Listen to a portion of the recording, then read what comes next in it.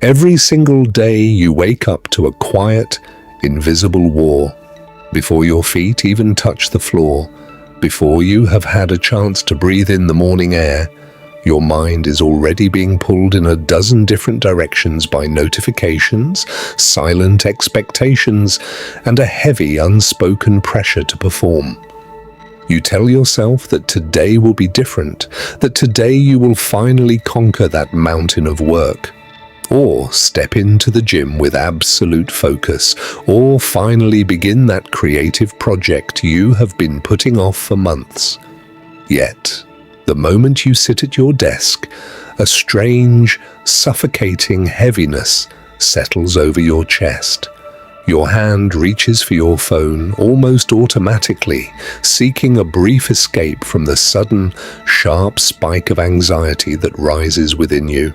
You are not lazy, and you certainly do not lack ambition, yet you find yourself trapped in a painful loop of knowing exactly what you need to do, but feeling utterly powerless to actually do it.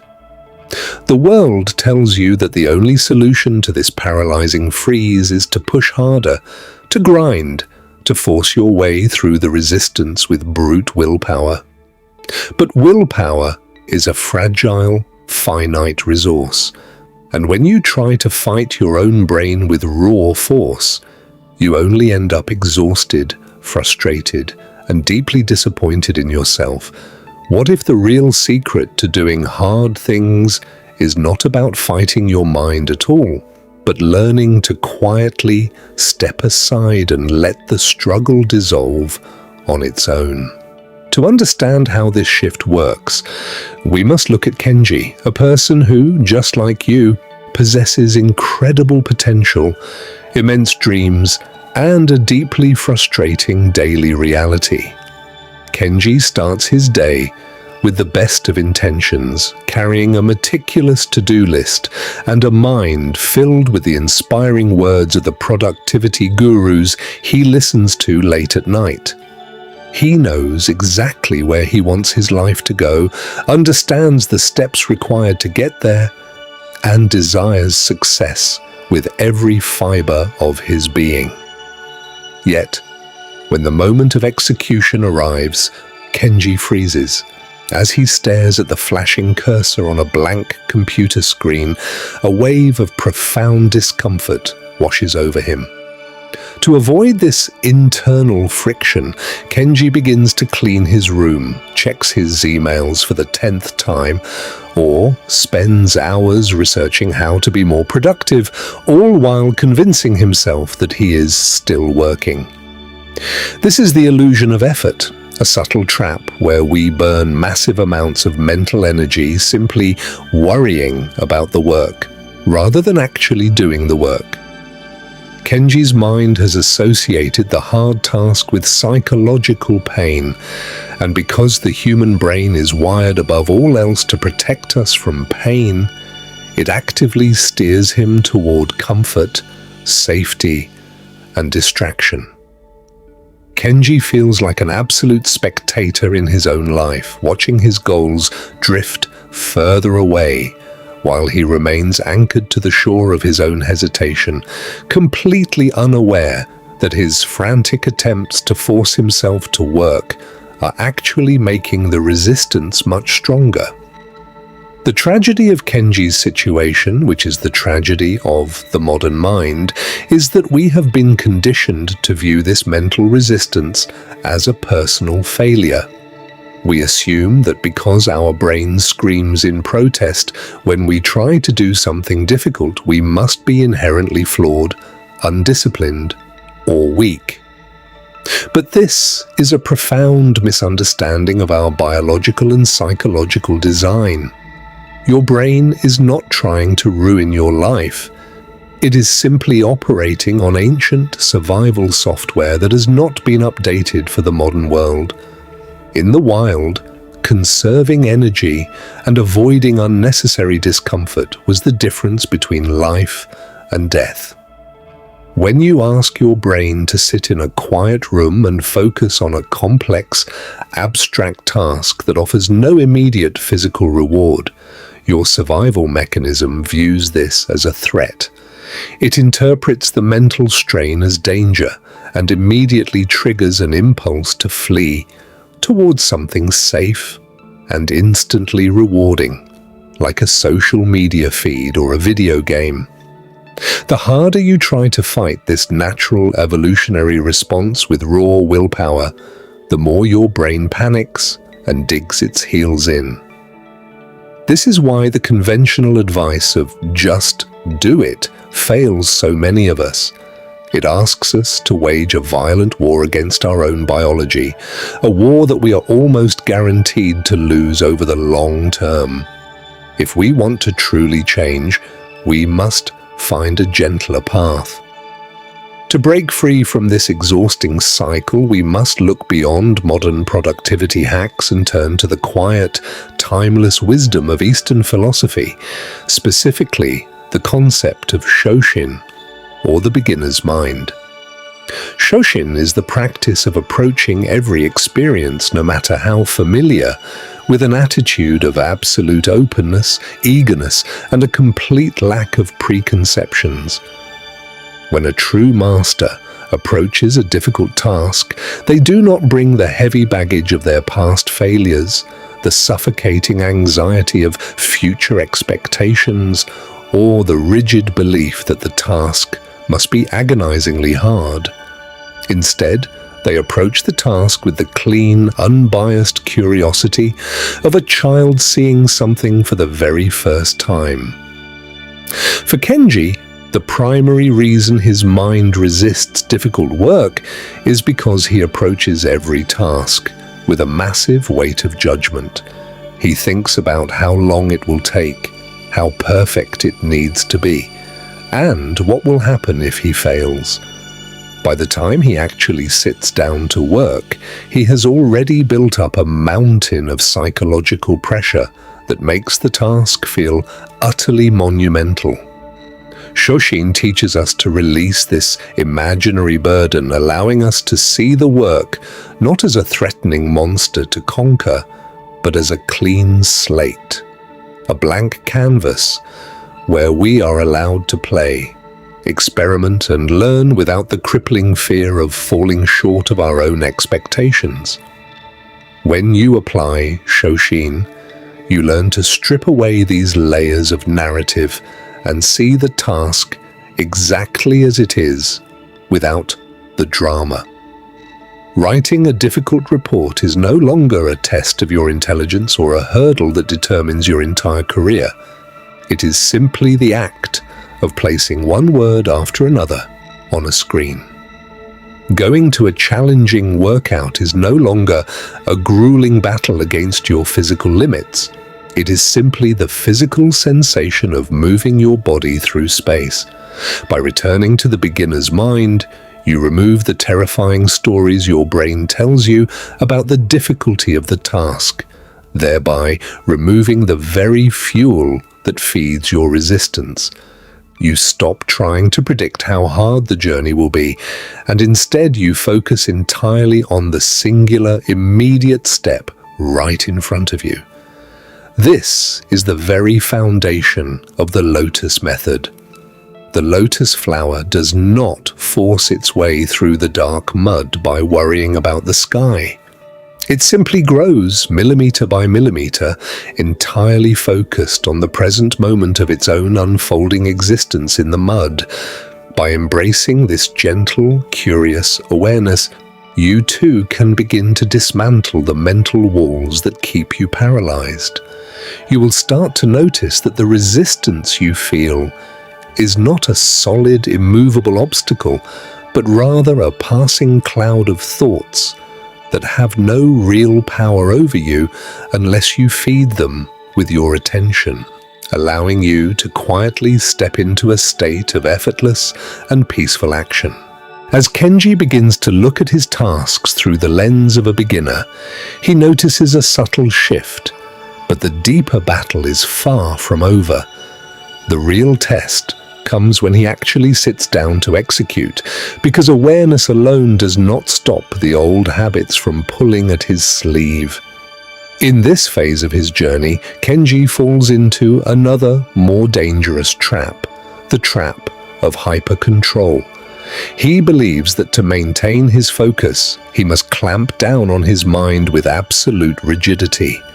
He forces his eyes onto the screen, tightens his jaw, and treats his thoughts like an unruly animal that must be beaten into submission. If a distracting thought pops up, he gets angry at himself, fighting the thought with everything he has. But Kenji quickly realizes that this aggressive internal clamping only breeds an overwhelming sense of mental fatigue. The harder he tries to grip his focus, the more slippery it becomes, leaving his mind feeling like an overheated engine on the verge of snapping.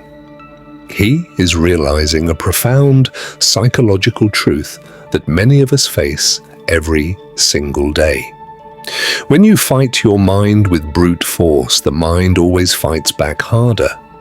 The tension of trying to stay perfectly disciplined becomes so painfully exhausting that his brain eventually crashes, forcing him back into the comforting arms of digital distraction just to find relief from the pressure he created.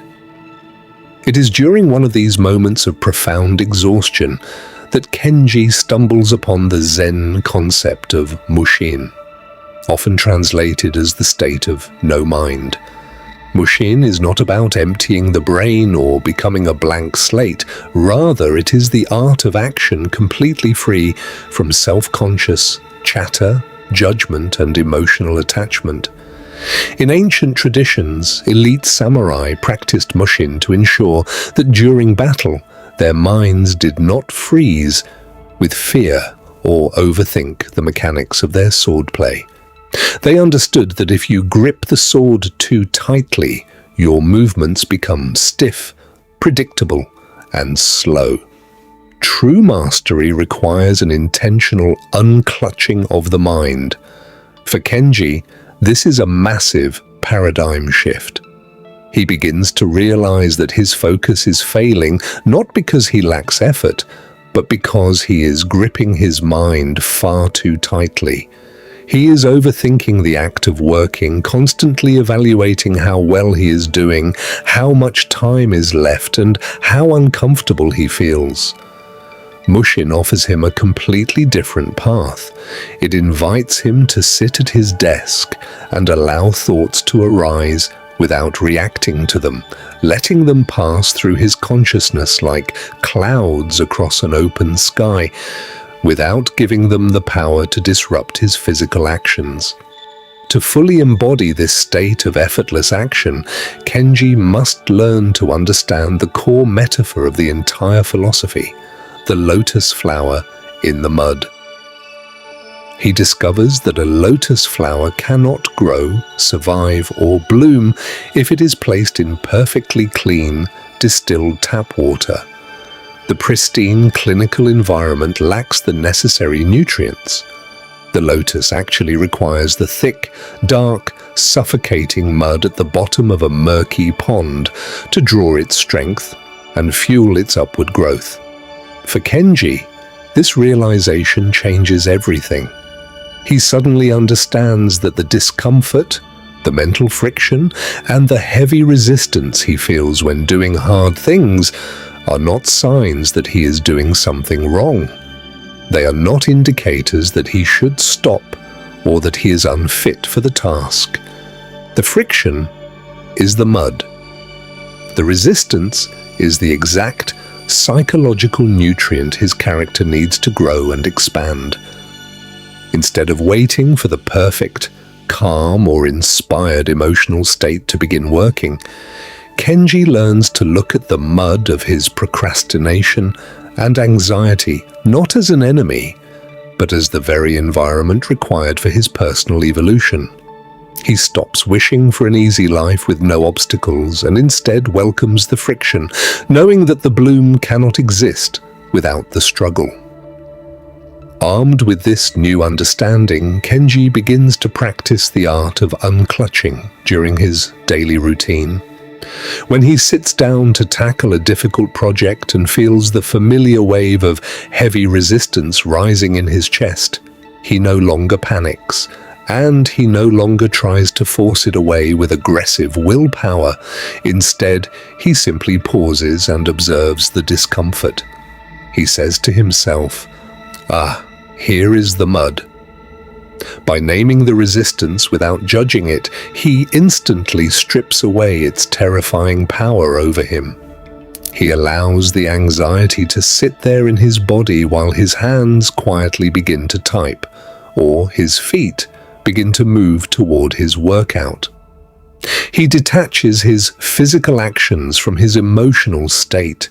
He realizes that he does not need to feel happy, motivated, or perfectly calm to complete a task. He can be deeply uncomfortable and still move his fingers across the keyboard. This is the essence of kinetic flow.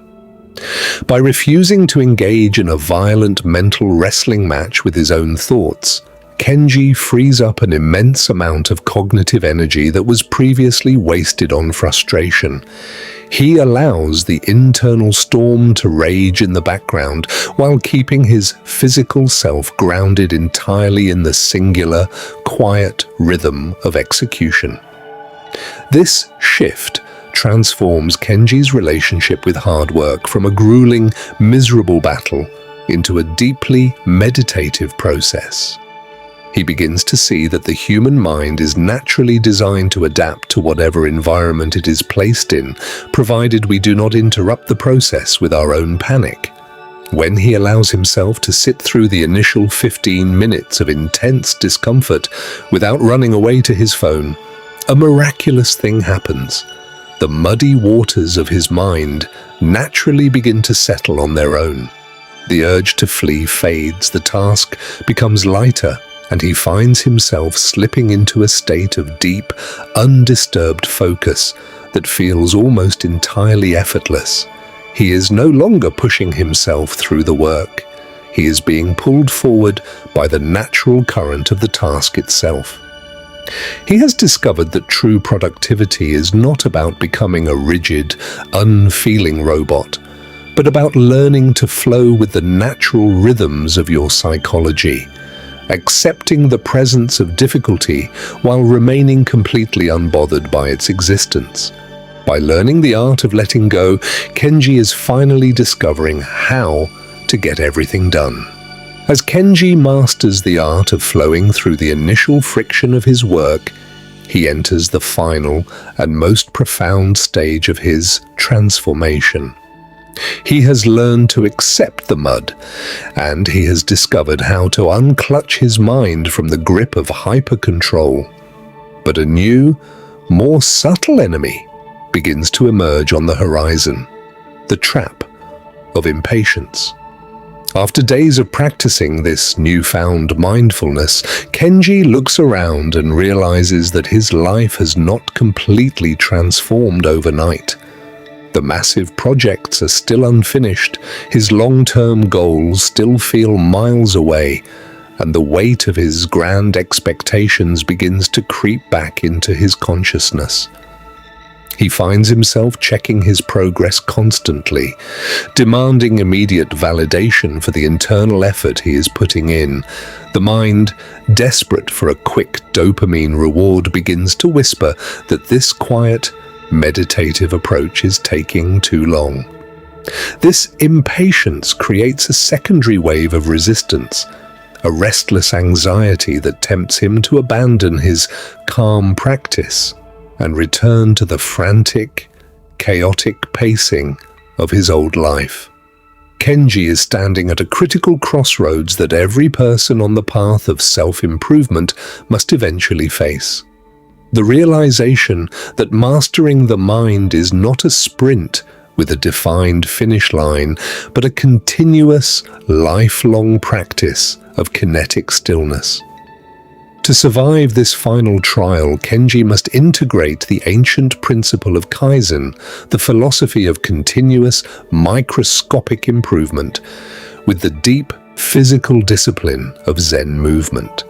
He looks to the example of the great Eastern masters who spent decades perfecting a single martial arts movement or cultivating a single garden. These masters did not measure their success by the ultimate destination, but by the absolute purity of the current action. They understood that a massive mountain is not moved all at once. It is dismantled grain by grain, pebble by pebble, with an unshakable consistency that is completely detached from the passage of time. For Kenji, this means shifting his focus entirely away from the grand illusion of the future and anchoring himself firmly into the immediate present.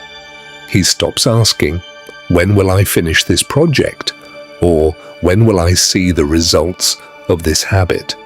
Instead, he asks himself, "Can I give this next single minute my absolute, undivided attention?"